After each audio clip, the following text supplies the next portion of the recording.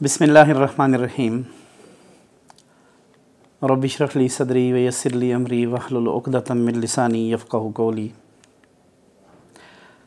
मेरा नाम सज्जाद अहमद ख़ान है और मैं आफाक में AJK और गिलगित बल्तिस्तान ज़ोन में सीनियर लीड ट्रेनर के तौर पे काम कर रहा हूँ। गुज़िश्ता 3 साल से मैं आफाक के साथ मुंसलिक हूँ और इससे पहले भी तकरीबन 26 साल तक जो है वो मैं एजुकेशन से ही मुंसलिक रहा हूँ।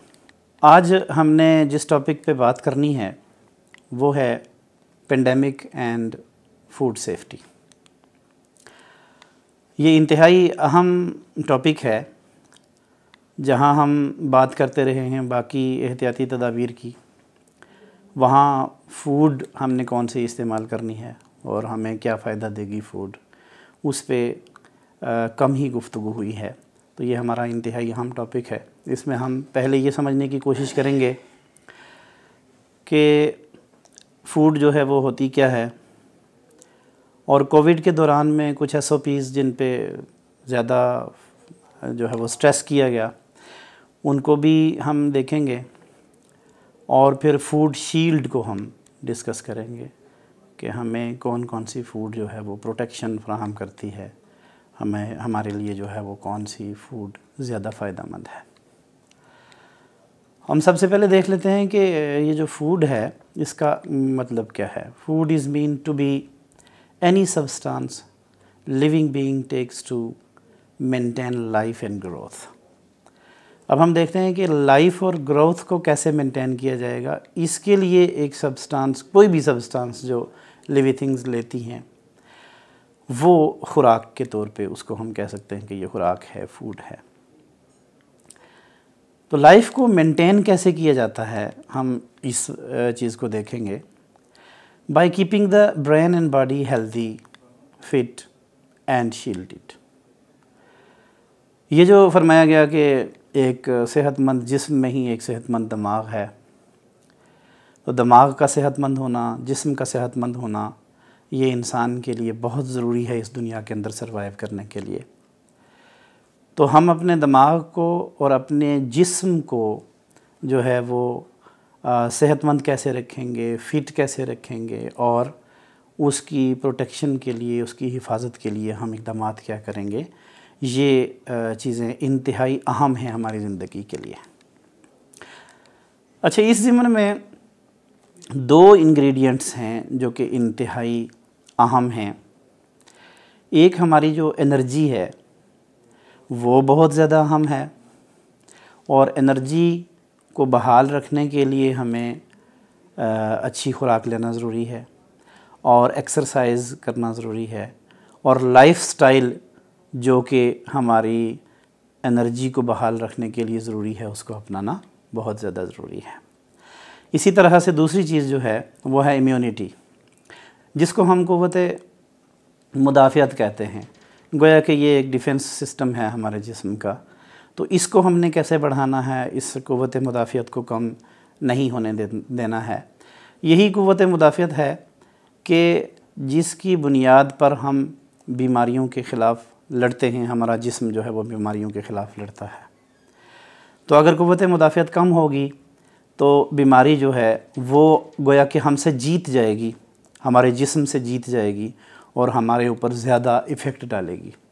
तो क़ुव्वत मुदाफ़ियत को अगर हम बढ़ाएंगे तो गोया कि हम बीमारी को शिकस्त दे देंगे और हम उससे जीत जाएंगे, हमारा जिस्म उससे जीत जाएगा, और वो बीमारी हमें इतना ज़्यादा नुकसान नहीं पहुँचाएगी। अच्छा, ये कहा जाता है कि हेल्थ इज़ वेल्थ, यानी तंदुरुस्ती हज़ार नेमत है। मैं एक दफ़ा अपने एक दोस्त के पास गया, वो बीमार थे, तो मैं तीमारदारी के लिए गया। तो वो जब मैं उनसे खैरियत दरियाफ़्त कर रहा था तो उन्होंने ये कहा कि मुझे एक फ़िक्रे की आज सही अंदाज से समझ आई है कि ये जो कहा जाता है तंदुरुस्ती हज़ार नेमत है, तो इसका मतलब क्या है। तो मैं काफ़ी दिनों से बीमार हूँ, और जब कभी थोड़ा सा बेहतर दिन मेरा गुज़रता है तो मैं अपने आप को बड़ा इजी महसूस करता हूँ, और मुझे वाकई पता चलता है कि ये जो तंदुरुस्ती का के चंद लम्हात में गुज़ार रहा हूँ, ये हज़ार नेमतों से बेहतर है। तो ये तंदुरुस्त होगा कोई इंसान तो बहुत ही तनदेही के साथ, लगन के साथ, मेहनत के साथ काम भी कर सकेगा, इस दुनिया के निज़ाम को चला भी सकेगा, और उसके दिन जो हैं वो अच्छे अंदाज से गुजरेंगे। लेकिन अगर कोई इंसान तंदुरुस्त नहीं है तो खाली बीमारी ही उसकी जो है वो उसको परेशान रखने के लिए काफ़ी होती है, और वो एक डिस्टर्ब ज़िंदगी गुजार रहा होता है। मेरे एक दोस्त एक दफ़ा डॉक्टर के पास चेक करवाने के लिए गए, तो वो काफ़ी, उनकी सेहत ख़राब थी। तो डॉक्टर ने उनको कहा कि आपने पहले चेक क्यों नहीं करवाया? तो उन्होंने कहा कि डॉक्टर साहब पहले मुझे कोई थोड़ी तकलीफ़ थी तो इसलिए मैंने चेक नहीं करवाया। तो डॉक्टर ने ये कहा कि थोड़ी तकलीफ़ जब हो तो उसी वक्त चेक करवा लेना चाहिए, क्योंकि दवाइयों के इस्तेमाल का मतलब और एहतियाती तदाबीर के इख्तियार करने का मतलब ये है कि आप अपनी ज़िंदगी को अच्छे अंदाज से गुजार लें। तो बीमार ज़िंदगी गुजारना कोई अच्छी बात नहीं होती, अच्छी सेहतमंद ज़िंदगी गुजारना बड़ी अहम बात होती है। तो वो कहने लगे कि मुझे बड़ी क्लिक हुई ये बात कि मुझे जो है वो अच्छी सेहतमंद ज़िंदगी गुजारनी चाहिए, और मुझे डॉक्टर को गाहे बगाहे जो है वो विज़िट करते रहना चाहिए। हम देखते हैं कि काफ़ी अरसे से सारी दुनिया को कोरोना वायरस ने अपनी लपेट में लिया हुआ है, और ख़ाली बीमार ही नहीं हुए हैं दुनिया के अंदर लोग, उनकी सेहत के ऊपर ही इफ़ेक्ट नहीं पड़ा है, बल्कि सारी दुनिया का निज़ाम जो है उसको दरहम बरहम करके रख दिया है कोरोना ने, और बहुत सारे लोग बेरोज़गार हुए हैं। कई लोगों के रोज़गार जो है वो कई हवालों से डिस्टर्ब हुए हैं, और कुछ लोग जो हैं वो सरवाइव तो कर रहे हैं लेकिन उनका सर्वाइवल अब जो है वो मुश्किल में है।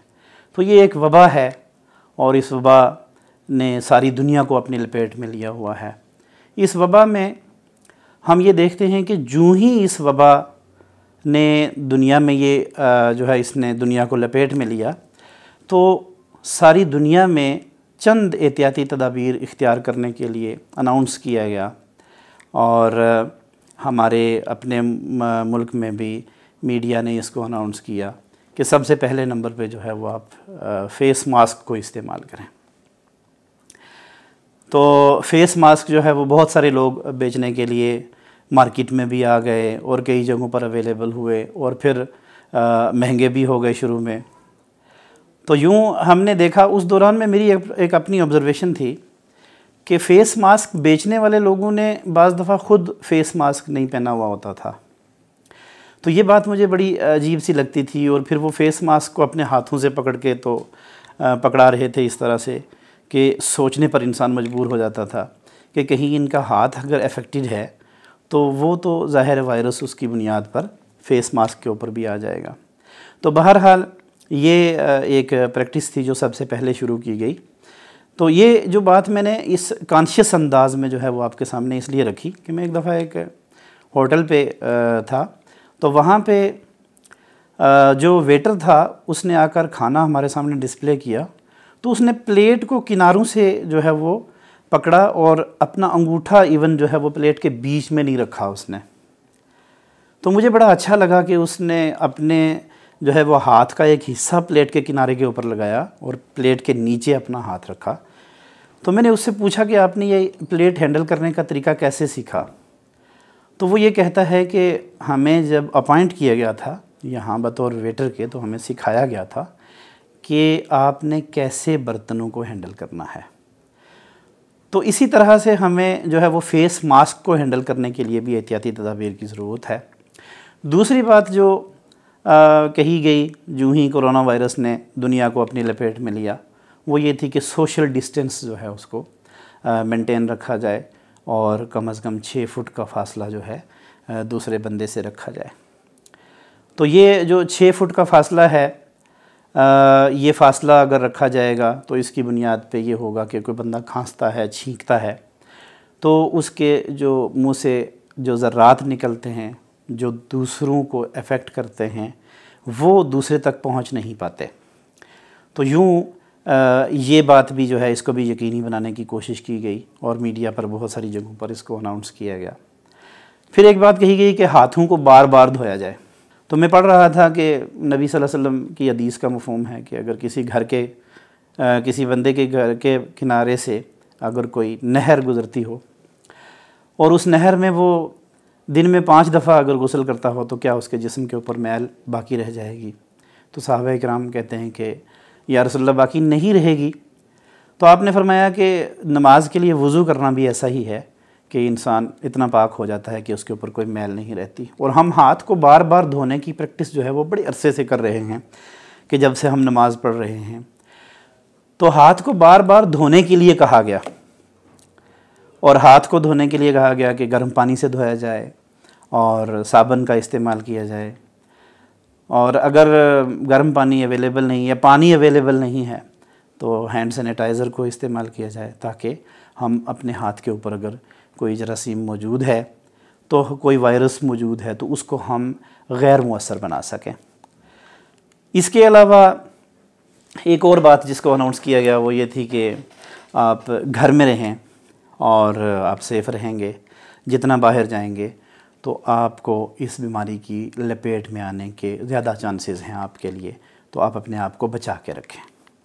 अच्छा, इन बातों पे गौर तो बहुत ज़्यादा किया गया और बहुत ज़्यादा स्ट्रेस किया गया, लेकिन एक बड़ी ख़ास बात थी जिसको हम मिस कर रहे थे। वो बात ये थी कि हमारा अंदर का जो डिफेंस है, इंसान के जिस्म का अंदर का जो डिफेंस है, ये जो है वो मिस ना किया जाए और इस डिफेंस सिस्टम को देखा जाए कि कहीं ये तो कमज़ोर नहीं पड़ रहा। गोया कि हमने अपने जो बाहर का जिस्म के जो हिस्से हैं उनकी एहतियात के लिए वो इफ़ेक्ट ना हो जाएं, उनके लिए तो हमने एहतियाती तदाबीर की, जैसा कि हम अपने मुल्क की बॉर्डर के ऊपर फ़ौज को छोड़ देते हैं। लेकिन हमने अपने अंदरूनी निज़ाम को जो है वो बेहतर रखने के लिए कोई ख़ास इक़दामात शायद नहीं किए, तो हमें उनके ऊपर भी गौर करने की ज़रूरत है।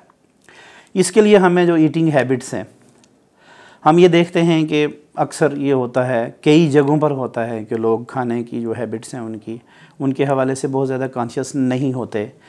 सुबह का नाश्ता एक दिन जो है वो सुबह 7 बजे कर लिया, दूसरे दिन 9 बजे किया, तीसरे दिन 11 बजे किया, और ये कोई टाइम टेबल उनका जो है वो नहीं होता। तो टाइम के हवाले से यानी हम देखते हैं कि जो भी कामयाब लोग हैं उन्होंने अपने काम जो हैं वो वक्त पर किए हैं और टाइम टेबल का एक ख़ास तयन किया है उन्होंने अपने कामों को वक्त पर करने के हवाले से। तो कुरान करीम में अल्लाह ताला ने नमाज़ों के हवाले से भी वक्त के ऊपर पढ़ने के लिए अल्लाह ताला ने फरमाया कि इन्ना सलाता कानत अलल मुमिनीना किताबम मौक़ूता, कि नमाज़ें जो हैं इंसान के ऊपर, नमाज वक्त मुकर्रा के ऊपर फ़र्ज़ है। तो इसी तरह से इंसान को अपने सारे के सारे काम वक्त मुकर्रा के ऊपर करने पड़ते हैं इस दुनिया में।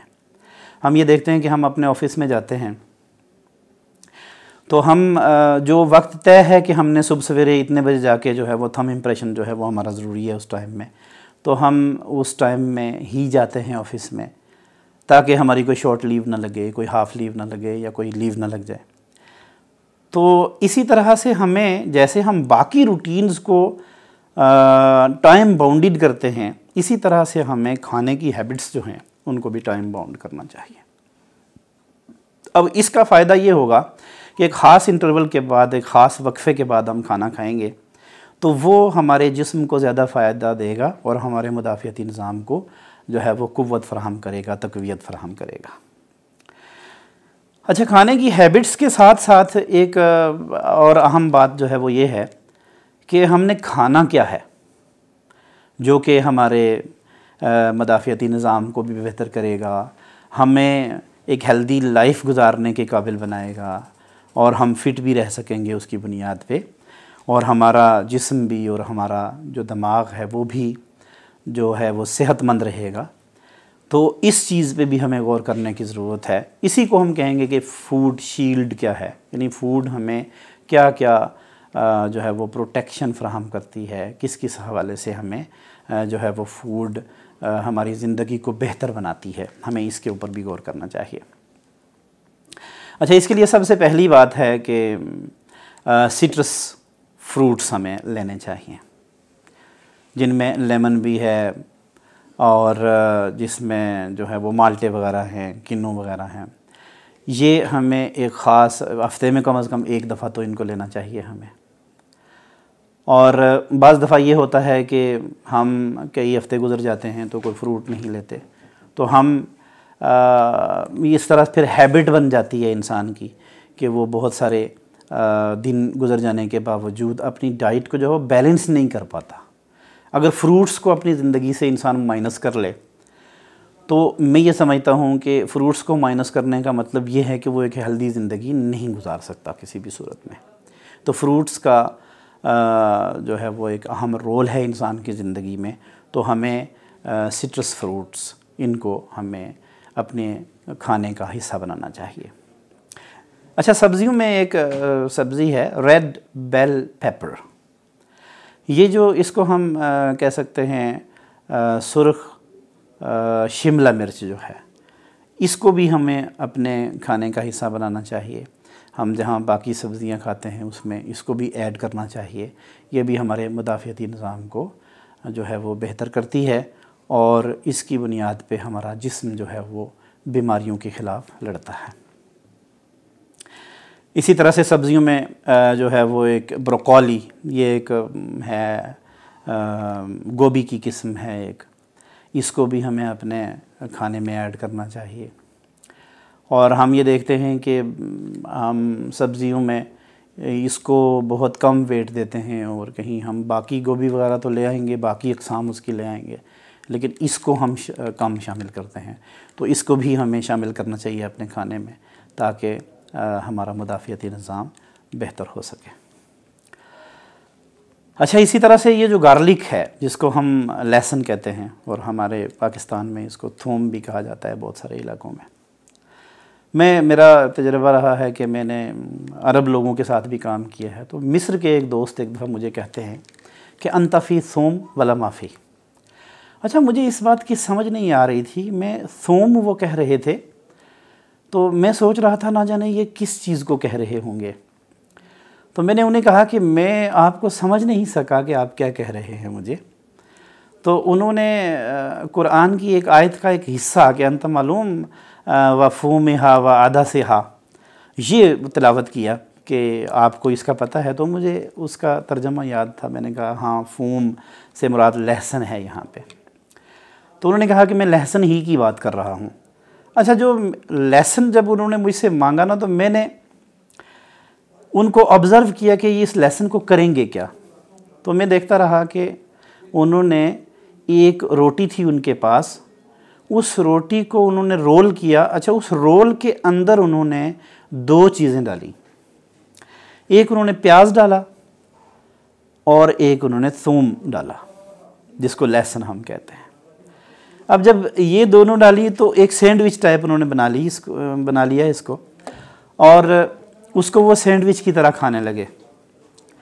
अच्छा, मैं थोड़ी देर तक हैरत में डूबा देखता रहा कि ये सैंडविच इन्होंने बनाई किस तरह की है और ये सारा कुछ कच्चा खा रहे हैं, प्याज भी कच्चा खा रहे हैं और ये जो है लहसुन भी कच्चा खा रहे हैं और ये गोया कि एक वक्त का खाना खा रहे हैं, लेकिन ये कैसे खा रहे हैं।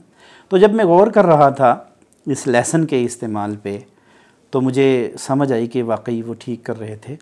इसको जब पका लिया जाए तो इसके अंदर जो ग़िज़ाइयत होती है वो इससे जो है वो ख़त्म हो जाती है और ये इतना मुअस्सर नहीं रहता इंसान की सेहत के लिए। तो इसको अगर कच्चा खाया जाए तो ये ज़्यादा इंसान को फ़ायदा देता है, मैदे के लिए बहुत ही फ़ायदेमंद है। अगर मैदा इंसान का ठीक रहता है तो इंसान बेशुमार बीमारियों के ख़िलाफ़ लड़ सकता है और बीमारियां जो है इंसान को परेशान नहीं करेंगी। अदरक को तो ये इतनी अहम चीज़ है कि हमें अपने हर खाने का हिस्सा बनाना चाहिए। हम इसको बहुत ही ज़्यादा बेहतर ये है कि हम इसको काट के बतौर सलाद के इस्तेमाल करें। अपने सब्ज़ी पकाई हुई है तो सब्ज़ी के ऊपर इसको डाल के हम खाएं, इस्तेमाल करें। कोई भी सालन है उसमें हम इसको इस्तेमाल करें। ये मैदे के लिए बेहतरीन, और पुरानी बीमारी मैदे की हो तो उसके लिए भी एक बेहतरीन दवाई के तौर पे समझ लें ये काम करती है।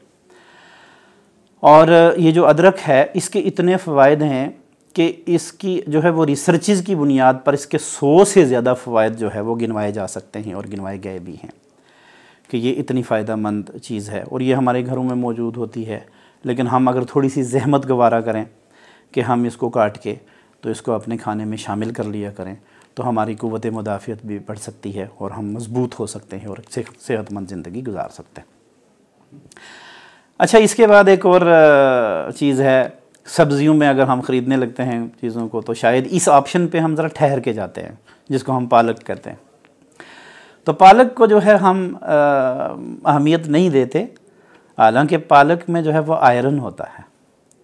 तो इंसान के जिस्म में आयरन होता है और आयरन की एक ख़ास मिक़दार बड़ी ज़रूरी है इंसान के जिस्म में। सब्ज़ियों को तरजीह दें अगर हम और इसको ना ख़रीदें तो इसका मतलब ये है कि हम अपने जिस्म के अंदर मौजूद एक इंतहाई अहम चीज़ को इग्नोर कर रहे हैं और उसको पूरा करने के हवाले से कोई हम अपनी ग़िज़ा के अंदर चीज़ों को कम से कम शामिल कर रहे हैं। तो हमें पालक को जो है वो ज़रूर अपने खाने में शामिल करना चाहिए ताकि हमारी जो डाइट है वो बैलेंस हो सके। इसके बाद एक बड़ी ही अहम चीज़ है खाने में जिसको हमें इस्तेमाल करना चाहिए, इसको हम दही कहते हैं। और दही जो है ये उमूमन लोग नाश्ते में इस्तेमाल करते हैं, दिन के औकात में भी इस्तेमाल करते हैं। शाम के वक्त में इसका इस्तेमाल ज़रा नुकसानदेह होता है सेहत के लिए, लेकिन अक्सर ये देखा जाता है कि दही का इस्तेमाल वो लोग तो करते हैं, किसी हद तक बाकायदगी के साथ करते होंगे जिन लोगों के घर में कोई भैंस, कोई गाय वगैरह है और दूध जो है वो अपना घर का है उनका। लेकिन जिन लोगों ने दूध कहीं से वो मुहैया करते हैं अपने बच्चों के लिए, तो वो भी इसको मैनेज कर सकते हैं। वो मैनेज नहीं करते कि अगर 1 कप ही दूध का रोज़ाना वो दही बनाने के लिए रखते रहें तो वो रोज़ाना सुबह नाश्ते में कम से कम दही को इस्तेमाल कर सकते हैं। इसके हवाले से भी कॉन्शियस होने की ज़रूरत है और दही को अपने खाने में ज़रूर शामिल किया जाए ताकि हमें एक प्रोटेक्शन मिल सके और हमें हमारी क़ुव्वत मुदाफ़ियत के अंदर इजाफ़ा हो सके और बीमारियां हमारे ऊपर जो है वो हमला आवर ना हो सके और हम वबाओं से बच सकें। उसके अलावा खुश्क मेवाजात जो हैं उनमें बिलखुसूस ये जो आलमंड्स हैं, बादाम, इनको हमें रोज़ाना अगर हम 4-5 दाने, 8-10 दाने हम पानी में भिगो के रख लें रात को और सुबह सवेरे हमने हार मुँह ले लें उनको, तो ये हमारी सेहत के लिए बहुत ही फ़ायदेमंद होते हैं। और बाज़ दफ़ा लोग अपने काम काज में इस तरह से उलझे हुए होते हैं कि उनकी तवज्जो खुराक की तरफ नहीं जाती, तो वो महज़ पेट भरने के लिए किसी वक्त का खाना तो खा लेंगे लेकिन वो अपनी डाइट को बैलेंस करने के हवाले से सोचते नहीं हैं और वो मुख्तलिफ़ चीज़ें उनकी कुछ न कुछ मिक़दार हफ्तावार नहीं अगर तो कम से कम 15 दिनों में 2 दफ़ा 3 दफ़ा जो है वो हमें उसको इस्तेमाल करना चाहिए। तो वो लोग गफलत कर जाते हैं और उसको इस्तेमाल नहीं करते। तो खुश्क मेवाजात को भी हमें एक वेट देना चाहिए जिसमें बिलखुसूस जो आलमंड्स हैं उनको अपने खाने में ज़रूर शामिल करना चाहिए। हम ये देखते हैं कि बेकरी की बनी हुई जो मुख्तलिफ़ चीज़ें हैं उनमें आलमंड का इस्तेमाल किया जाता है, लेकिन वहाँ हमें कुछ कॉन्शियस होने की ज़रूरत है कि वो चीज़ें जो हैं आलमंड ने जो फ़ायदा देना है उसके बरक्स जो बाकी उस जिस चीज़ में वो डाला गया है शायद वो नुकसान देगी। तो इसलिए इसको अलग से अगर खाया जाए और अपने घर में इसको रखा जाए और तब हमें ज़्यादा इससे फ़ायदा हो सकता है। इसके अलावा एक और बड़ी ही अहम चीज़ है, तकरीबन हर जगह पे इसको जो है वो काश्त किया जा सकता है, जिसको हम सनफ्लावर कहते हैं। तो ये सनफ्लावर सीड्स जो हैं इनका इस्तेमाल भी किया जाना चाहिए। तो अक्सर हमने देखा है देहातों में, शहरों में भी जहाँ कहीं जो है वो किसान इनको काश्त करते हैं तो इनके सीड्स को वो खा रहे होते हैं। तो ये हैबिट जो है ये अच्छी है कि वो सीड्स को ऐसे ही बंदा चबाता रहे और खाता रहे। तो ये भी इंसान की सेहत के लिए बिल्कुल, जो ये जो सनफ्लावर ऑयल है वो इससे बनता है, तो ये भी फ़ायदेमंद चीज़ है इंसान की सेहत के लिए। हम इस्तेमाल तो करते हैं अपने खानों में, बिलखुसूस सालन के रंग वगैरह के लिए कि इसका रंग ज़्यादा अच्छा हो जाएगा, हम हल्दी को इस्तेमाल करते हैं। तो ये हल्दी जो है इसको हमें बाकायदा इस्तेमाल करना चाहिए और ज़्यादा इस्तेमाल करना चाहिए, ताकि इससे जो है वो हमारी जो है ये भी एक फूड शील्ड है, समझ लें कि हमारी क़ुव्वत मुदाफ़ियत में ये इजाफ़ा करती है और हमारे खाने के अंदर इसको शामिल होना चाहिए। कोशिश ये करें हम कि यानी हमारी जो न्यूट्रिशन हो, बिलखुसूस कोई वबा है, जो वबा हमारे सर आन पड़ी है जिसको हम कोविड-19 के नाम से जानते हैं, तो इस वबा के दौरान में जो है हम फ्रेश चीज़ों को खाएं और अनप्रोसेस्ड फूड जो है वो खाएं हर दिन में। हम जैसे हमें फ्रूट्स खाने चाहिए, वेजिटेबल्स लेनी चाहिए, हमें बीन्स लेनी चाहिए, नट्स लेनी चाहिए। अच्छा, ये जो होल ग्रेन्स हैं जिनको हम साबित दाने कहते हैं, जैसे मकई के दाने हैं, उनको पका के तो वो खाने चाहिए, हमें साबित खाने चाहिए। तो ब्राउन राइस भी खा सकते हैं हम, ये फ़ायदेमंद हैं। और इसी तरह से रूट्स जिनको हम कहते हैं, ये आप कह लें इसको पोटैटो जो है ये रूट है, तो ये रूट्स को भी हमें अपने खाने में शामिल करना चाहिए। और इसके अलावा हमें अच्छी न्यूट्रिशन के लिए जो है एनिमल्स सोर्सेज से जो हम हासिल करते हैं, वो जैसे गोश्त हो गया, फ़िश है, एग्ज़ हैं, मिल्क है, इसका हमें इस्तेमाल ज़्यादा करना चाहिए। रोज़ाना की बुनियाद पर हमें 2 कप जो हैं वो 4 बंदों को 2 कप लेने चाहिए फ्रूट्स के। अगर फ्रूट्स को कहीं जो है वो इस फॉर्म में लाया जाए कि वो कप्स में आ जाएं, कहीं उनको माया बनाया जाए, उनको ग्राइंड किया जाए, तो उसको वो जो 4 जो लोगों को जो है वो 2 कप्स लेने चाहिए। इसी तरह से वेजिटेबल्स के 2.5 कप जिनको हम कहते हैं 2.5 कप्स जो हैं, ये 5 लोगों को लेना चाहिए। अच्छा, हमें रोज़ाना एक बंदे को 180 ग्राम ऑफ ग्रेन्स लेना चाहिए, 160 ग्राम ऑफ मीट लेना चाहिए, बीन्स लेनी चाहिए, और कम अज़ कम जो है वो ये जो मीट है हफ्ते में 1 से 2 दफ़ा ज़रूर इसको लेना चाहिए। इसी तरह नाश्ते में हम जो है वो जंक फूड्स का ज़्यादातर इस्तेमाल कर लेते हैं, या कहीं कोई ब्रेड वगैरह का इस्तेमाल कर लेते हैं, स्नैक्स वगैरह यूज़ कर लेते हैं। तो इसके ये चीज़ वगैरह ये चीज़ें जो हैं ना, इनके बजाय अगर हम फ्रूट्स का इस्तेमाल करते हैं, वेजिटेबल्स का इस्तेमाल करते हैं, या हम ऐसी चीज़ों का इस्तेमाल करते हैं जिनमें शुगर कम हो, साल्ट कम हो, तो ये शुगर जो है और साल्ट जो है इसका हमें कम इस्तेमाल करना चाहिए।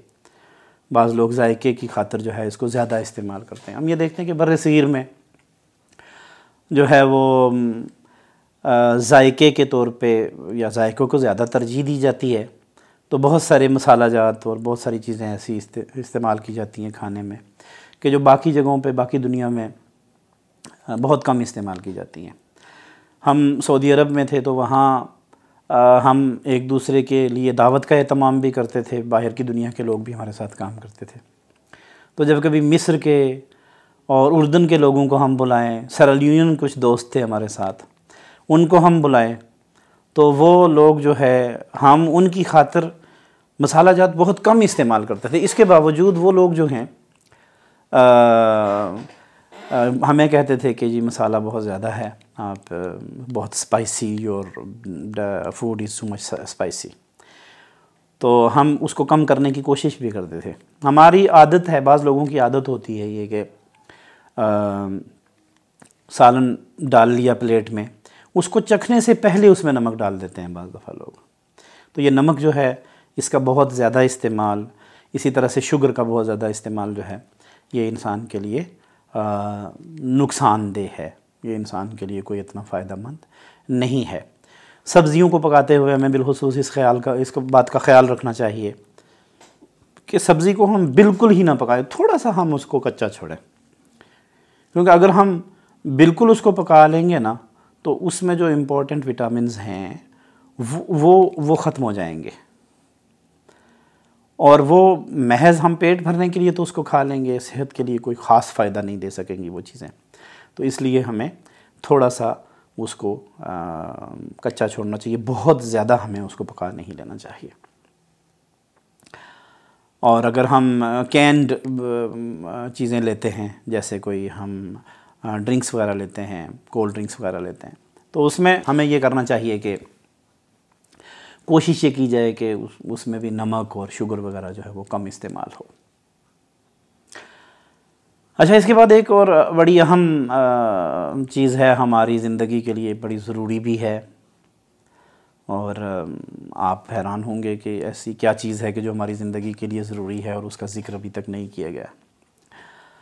तो वो है पानी।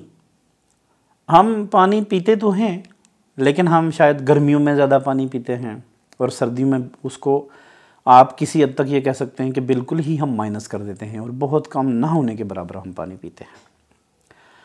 तो पानी जो है, एक तो बहुत ज़्यादा ठंडा पानी नहीं पीना चाहिए, उसको गर्म करके पीना चाहिए। बिलखुसूस सर्दियों के मौसम में, जो कि सर्दी होती है, तो सर्दी की वजह से लोग पानी कम पीते हैं। तो ऐसे में पानी को अगर गर्म करके, नीम गर्म करके पिया जाएगा, तो एक ख़ास मिक़दार, एक मुनासिब मिक़दार जो है पानी की बंदा ले सकेगा रोज़ाना की बुनियाद पे। वरना बंदा पानी पीने से हिचकिचाएगा, तो गर्म पानी पिया जाए। मैं एक दफ़ा ये महसूस कर रहा था कि मेरे जो बच्चे हैं वो बीमार हो रहे थे सर्दियों के मौसम में, बिलखुसूस नमूनिया वगैरह का शिकार हो जाएं वो, और काफ़ी हमें भागम भाग रहे, हम दौड़ते रहें डॉक्टर्स के पास, कभी कहीं गए कभी कहीं गए। तो मुझे एक दफ़ा एक डॉक्टर ने ये कहा कि आप बच्चों को इस बीमारी से बचाने के लिए, नमूनिया वगैरह से, और सर्दियों के मौसम में जो बीमारियां ज़्यादातर लगती हैं उनसे बचाने के लिए, एक नुस्खे पे अगर आप अमल कर लें तो आपके बच्चे इन बीमारियों से बच सकते हैं।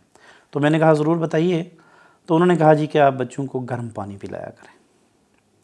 आप बच्चों को ठंडा पानी पिलाते हैं, और उस ठंडे पानी की बुनियाद पर बच्चों को ज़्यादा नुकसान होता है सर्दियों के मौसम में। तो ठंडा पानी ना पिलाया जाए, थोड़ा गर्म पानी पिलाया जाए, और गर्म पानी इस्तेमाल किया जाए। फिर हम ये देखते हैं कि शायद कोई 1-2 गिलास या 3 वक्त इंसान जो है वो खाना खाता है, तो 3 वक्त 3 गिलासों को पानी के शायद वो काफ़ी समझता होगा सर्दियों के मौसम में बिलखुसूस। तो या कहीं दरमियान में ले लिया कोई एक आध दफ़ा, तो 4 गिलास काफ़ी होंगे, या 5 गिलासों को काफ़ी समझता होगा। तो कम अज़ कम एक बंदे को एक दिन में 8 से 10 गिलास तो ज़रूर पीने चाहिए पानी के। मैं तो ये कहता हूँ कि हमें एक फ़ार्मेट बना लेना चाहिए, और उस फार्मेट के ऊपर हमें तारीख़ लिख के, तो साथ हमें नोट करना चाहिए कि आज के दिन हमने पानी के कितने गिलास पिए हैं। फिर शायद उसमें अगर हम एक और कॉलम का इजाफ़ा ये भी कर लेते हैं कि हमने ठंडे पानी के गिलास कितने पिए हैं और गर्म पानी के गिलास कितने पिए हैं। तो चाइनीज़ लोगों की आदत में देखता था कि वो पानी जो है वो गर्म करके पीते हैं, वो ठंडा पानी बहुत कम पीते हैं। तो हमें कोशिश करनी चाहिए कि सेहत के उसूलों को मद्देनज़र रखते हुए हमें पानी का एक तो मुनासिब इस्तेमाल करना चाहिए, और दूसरी बात यह है कि पानी जो है वो उसको गर्म पीना चाहिए, गर्म पानी को पीना चाहिए। अच्छा, उसके अलावा पानी के मुतबादिल भी कुछ चीज़ें होती हैं जिनको हमें अपनी रोज़ाना की डाइट में शामिल करना चाहिए। जैसे आप कह सकते हैं कि चाय है, हमें चाय को भी पीना चाहिए, वो भी पानी की कमी को पूरा करती है। इसी तरह से हमें जो है वो कुछ बेस्ट चॉइसेस लेनी चाहिए, जैसे जूस है, फ्रूट जूस है, वो हम ले लें, वो पानी की कमी को भी पूरा कर लेगा, फ्रूट्स की कमी को भी पूरा कर लेगा। तो यूँ हमें उसके अल्टरनेटिव पे भी जाना चाहिए कि हमें पानी फ़र्ज़ किया ज़्यादा पीने की आदत नहीं है, हम 5 गिलास ही पिएँ, तो 3 गिलास जो है हम कोई और चीज़ शामिल करके तो हम पी लें। तो यूँ हमारा कम अज़ कम वो गिनती तो पूरी हो जाएगी कि हमने 8 से 10 गिलास जो है वो पिए हैं। तो इसको हम कम अज़ कम ज़रूर अपने जो है वो डेली रूटीन में रखें कि हम पानी ज़रूर पिएंगे रोज़ाना। अच्छा, जूसेस अगर हम पीते हैं तो उसमें फिर ज़्यादा हमें नमक और ज़्यादा जो शुगर है उसको नहीं इस्तेमाल करना चाहिए।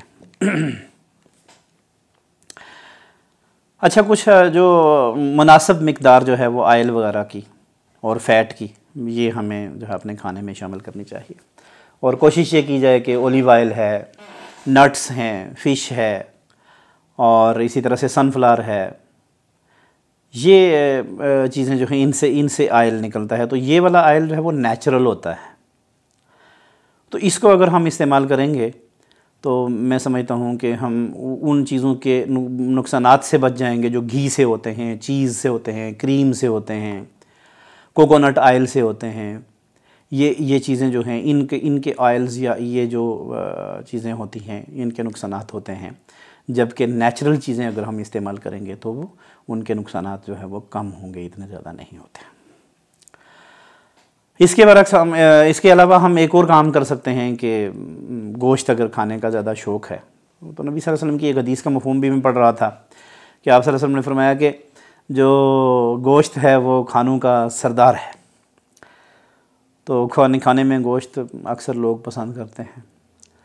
तो गोश्त में अगर आप वाइट मीट को भी शामिल कर लें तो वाइट मीट में अगर कंपेयर करें ना तो रेड मीट के बनिस्बत उसमें फ़ैट्स कम होती हैं और वो फ़ायदेमंद होता है जो वाइट मीट है इंसान के लिए। तो कोशिश ये करें कि मीट को ज़रूर शामिल करें और अपने ग़िज़ा के अंदर जो है उसको अच्छे अंदाज से हफ्ते में कम से कम 2 दफ़ा तो हमें उसको शामिल करना चाहिए।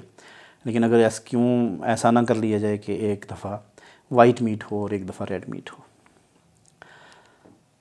अच्छा, अच्छी न्यूट्रिशन के लिए मैं ये समझता हूँ कि इस पे मैंने पहले भी बात कर ली, लेकिन मैं इसको स्ट्रेस करना चाहता हूँ कि हमें साल्ट और शुगर की मिक़दार को कम इस्तेमाल करना चाहिए। बिलख़ुसूस हम देखते हैं कि घर में खाना पकाते हुए अक्सर औक़ात जो है वो अगर कहीं चाय बनाई जा रही है तो चाय में चीनी ज़्यादा डाल दी जाती है, शुगर ज़्यादा डाल दी जाती है। इसी तरह से कहीं सालन बनाया जा रहा है तो सालन में नमक की मिक़दार जो है वो बहुत ज़्यादा हो जाती है और ये चीज़ें इंसान को नुकसान देती हैं, इंसान के जिस्म को नुकसान देती हैं, उसको कमज़ोर करती हैं।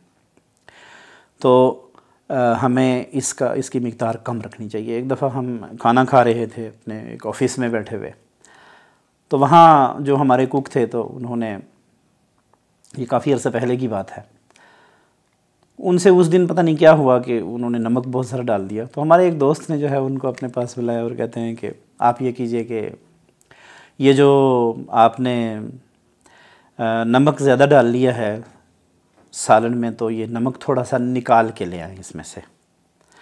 जब वो बड़े परेशान हो गए कि मैं कैसे जो है वो नमक को इसमें से निकालूं, फिर वो पूछने लगे कि मुझे ये बताइए कि मैं नमक को इसमें से निकाल कैसे सकता हूँ। तो फिर उन्होंने उनको समझाया कि आप नमक को निकाल तो नहीं सकते इसमें से, लेकिन आप नमक की कम मिक़दार इसमें डाल सकते हैं।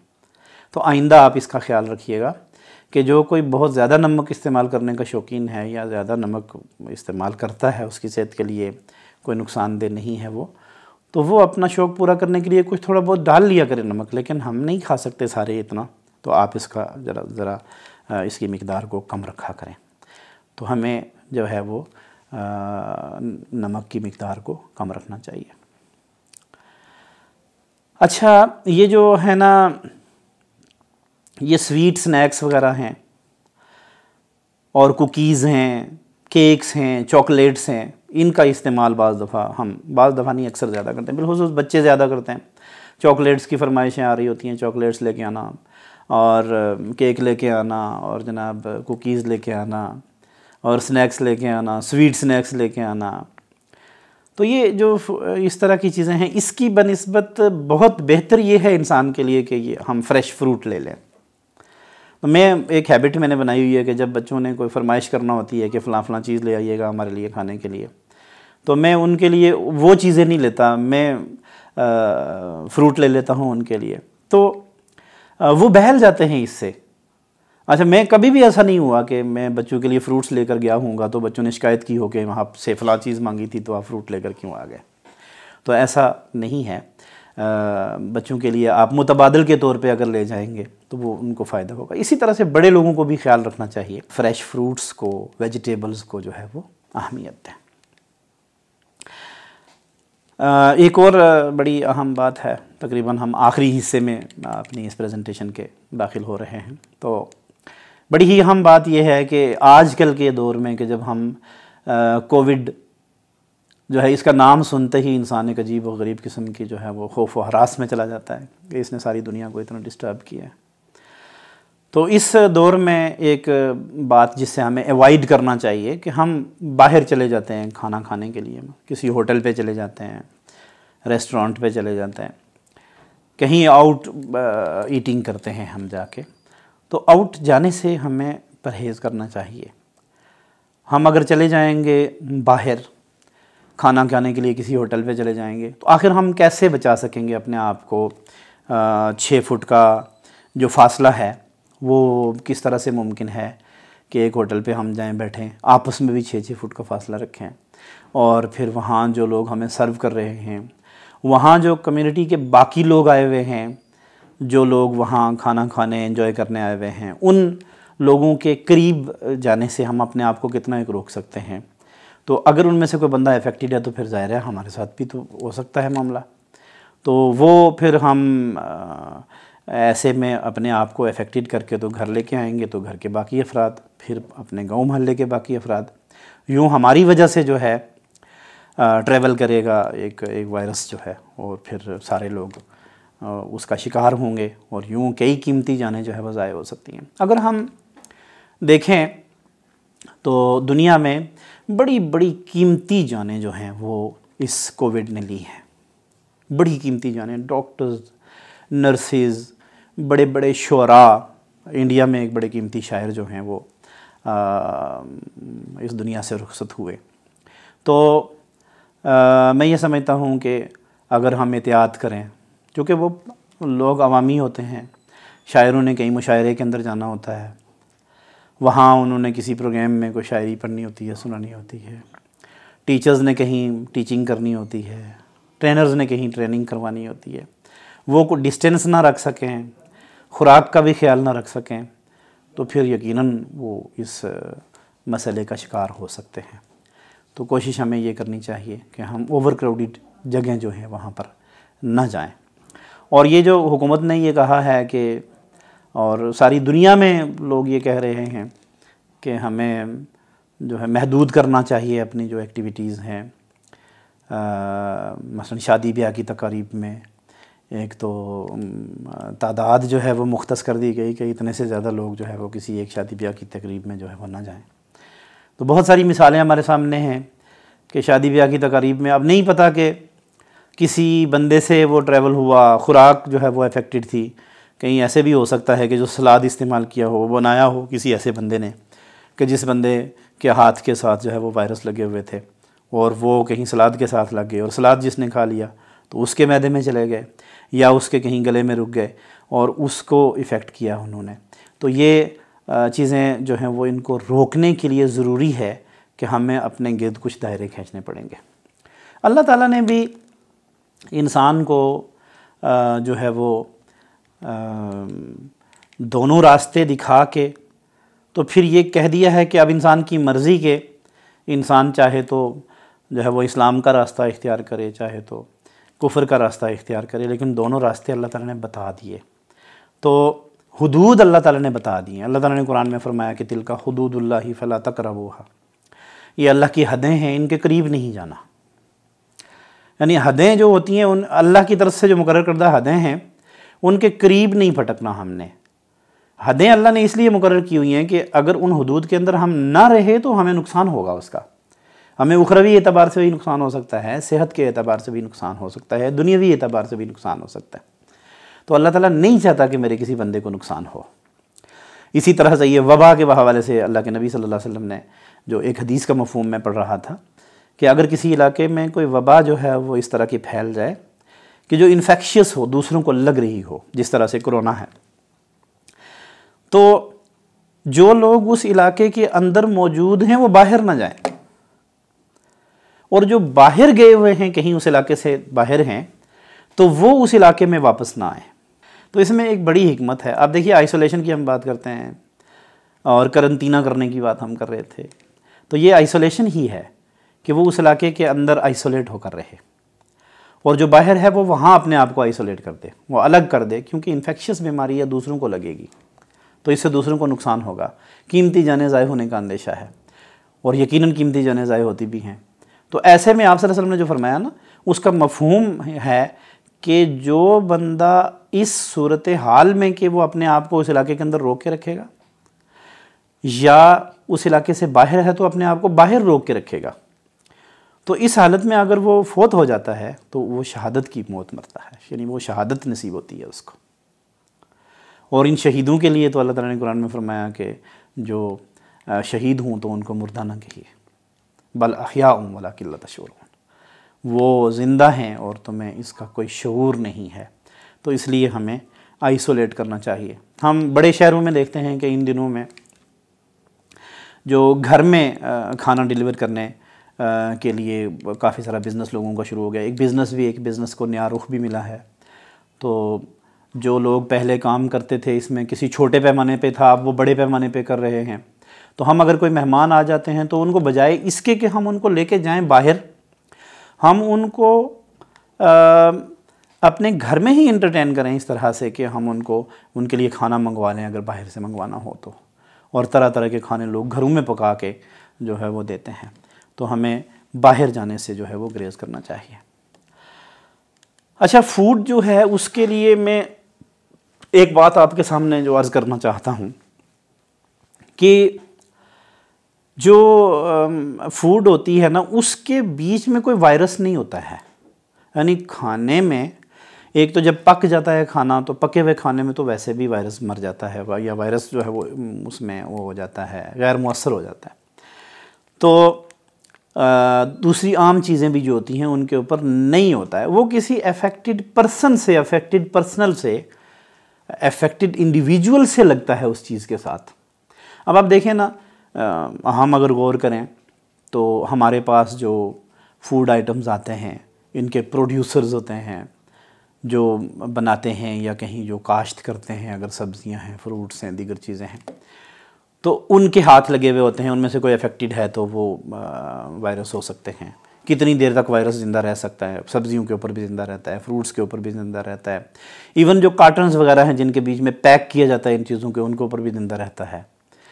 तो वो अफेक्टेड होंगे अगर, तो हमारे ऊपर भी इफ़ेक्ट होगा। अब देखिए दूसरे हाथ में कहाँ जाते हैं वो, कि जो रिटेलर्स हैं जो लेते हैं और फिर दूसरे लोगों को देते हैं, जो बड़ी मंडियों से ख़रीद के तो मंडियों में लेके आते हैं, या कहीं जो प्रोड्यूसर्स से ख़रीद कर जो है वो मंडियों में लेके आते हैं, तो वो लेकर आते हैं। अगर वो बेहतियाती बरतेंगे और वो अफेक्टेड होंगे तो इसकी बुनियाद पर भी जो है वो वायरस ट्रेवल कर सकता है।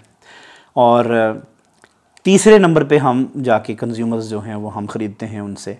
तो इसलिए हमें कोशिश ये करनी चाहिए कि हम जब हाथ लगा लें उन सब्ज़ियों को, तो हम अपने हाथ धोएं सबसे पहले, और अच्छे अंदाज से धोएं, और इसी तरह से फिर उन सब्ज़ियों को या जो भी चीज़ है उसको भी हम धो लें और उसके बाद उसको इस्तेमाल करें। तो हाथों को धोने के हवाले से मैं यहाँ एक ज़िमनन एक बात अर्ज़ कर दूँ कि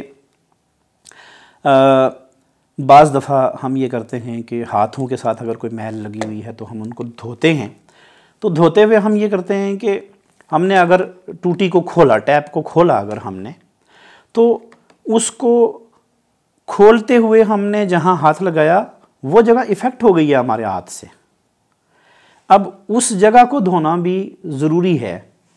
हमने अपने हाथ धो लिए, 20 सेकंड्स तक धोए और खूब हमने साबुन लगाया और धो लिए, इसके बावजूद हमने जब उसको बंद किया तो वहाँ लगा हुआ वायरस दोबारा हमारे हाथ के साथ आ गया है। उसको हम गैर मुअस्सर जल्दी नहीं कर सकते। तो लिहाजा हम अपने हाथों को जो साबुन लगाएं, वही साबुन अगर हम टैप के साथ भी लगा दें और उसको बंद करते हुए उसको धो के फिर उसके ऊपर खूब पानी डाल के तो उसको बंद कर दें, तो यूँ दोबारा हमारे हाथ के साथ नहीं लग सकता वो जो वायरस है। अच्छा, बिल्कुल आखिर में मैं एक दो बातें आपके सामने अर्ज़ करना चाहता हूँ कि जो कोरोना वायरस है ये सरफेसिस पे कितनी कितनी देर जो है वो ज़िंदा, मतलब कितनी कितनी देर तक जो है ये मुअस्सर रह सकता है। तो ये कापर पर जो है 4 घंटे तक मुअस्सर रह सकता है। 4 घंटे के बाद ये गैर मुअस्सर खुद ब खुद हो जाता है। इसी तरह से जो कार्डबोर्ड है, जिसको हम गत्ता कहते हैं आम तौर पे, तो इसके ऊपर 24 घंटे तक ये मुअस्सर रहता है। और इसी तरह से ये जो स्टेनलेस स्टील है, जो हम बर्तन घर में इस्तेमाल करते हैं, जिसमें कुकर हो गया और बाकी जो बर्तन हम किचन यूटेंसिल्स इस्तेमाल करते हैं, उनके ऊपर जो है ये स्टेनलेस स्टील के ऊपर 2 से 3 दिन तक ये जो है वो मुअस्सर रहता है। और इसी तरह से जो प्लास्टिक के बर्तन हैं जो घर में हम इस्तेमाल करते हैं, उनके ऊपर 3 दिन तक ये मुअस्सर रह सकता है। तो इसके असर को ज़ाइल करने के लिए हमें एक तो इन चीज़ों को बहुत अच्छे से धो लेना चाहिए। यानी हम अगर धोएंगे नहीं, आप देखिए कि कितना ये जो हम वज़ू करते हैं तो हम अपने हाथों को धोते हैं, तो ये हाथ को धोते हैं, मुंह को, चेहरे को धोते हैं हम, तो ये सामने जो ढके हुए नहीं होते जिस्म के हिस्से, ये वो हिस्से हैं और इनके साथ हज़ारों, लाखों, करोड़ों वायरस जो है वो टकराते हैं आके, और उनमें से कुछ फ़ायदेमंद होते हैं, कुछ जो है वो नुकसानदेह होते हैं। तो नुकसान पहुंचा सकते हैं। इसलिए हमें जो है वो हर वक्त, बाज़ दफ़ा बंदे ये करते हैं कि वो अपने चेहरे के ऊपर हाथ लगाते रहते हैं और अपनी आँखों को मलते रहते हैं। तो ये इस तरह से जो है वो वायरस जो है वो ट्रैवल कर सकता है। तो बिला वजह और बग़ैर हाथ धोए जो है वो अपने चेहरे को हाथ नहीं लगाना चाहिए। तो हम जब भी कहीं बाहर से आएँ तो हाथ धो लिया करें, ताकि उस वायरस को हम गैर मुअस्सर कर लें। और कोई भी चीज़, फ़र्ज़ किया हम फ्रूट्स लेकर आए हैं, सब्ज़ी जो हमने पका के नहीं खानी है, कोई इस तरह की, फ़र्ज़ किया हम जो है वो सलाद ले रहे हैं, तो उसको भी हम इतना धो लें और इतना साफ़ कर लें कि उसी बुनियाद पर उसके ऊपर जो भी कोई वायरस है वो गैर मुअस्सर हो जाए, ताकि हम ज़िंदगियों को बचा सकें, अपनी ज़िंदगियों को भी और दूसरों की ज़िंदगियों को भी बचा सकें। तो ये जो एहतियाती तदाबीर हैं, ये इस खातिर नहीं हैं कि हमने अगर 6 फुट का फ़ासला रखना है एक दूसरे के से, तो हमने बस वो फ़ासले क्रिएट कर लिए हैं। हम पढ़ा करते थे अशार, तो थोड़ा बहुत उर्दू अदब से मुझे दिलचस्पी है, तो मैं वो सोच रहा था कि एक दूसरे से दूर करने की बात कर रहा है ये शायर, जो कहता है कि कोई हाथ भी ना मिलाएगा जो गले मिलोगे तपाक से, ये नए मजाज का शहर है, ज़रा फासले से मिला करो। लेकिन वो नए मजाज का शहर हो या ना हो, लेकिन मैं इतना ज़रूर कहूँगा कि ये नए मजाज का वायरस है, ज़रा फासले से मिला करो। थोड़ा फ़ासला हमें रखना चाहिए ताकि ये वायरस बहुत ज़्यादा ट्रैवल ना कर सके, और अपनी डाइट का बिलखुसूस ख्याल रखना चाहिए, ताकि हमारे अंदर एक कुव्वत अल्लाह ने जो रखी हुई है उसको हम खामखा ज़ाया ना होने दें, जिसको कुव्वत मुदाफ़ियत या इम्यूनिटी कहा जाता है। वो हमें मुख्तलिफ़ किस्म की ग़िज़ाएँ खाने की बुनियाद पर हासिल हो सकती है, और उसको हम जितना मज़बूत रखेंगे उतना हम सुखी जिएँगे।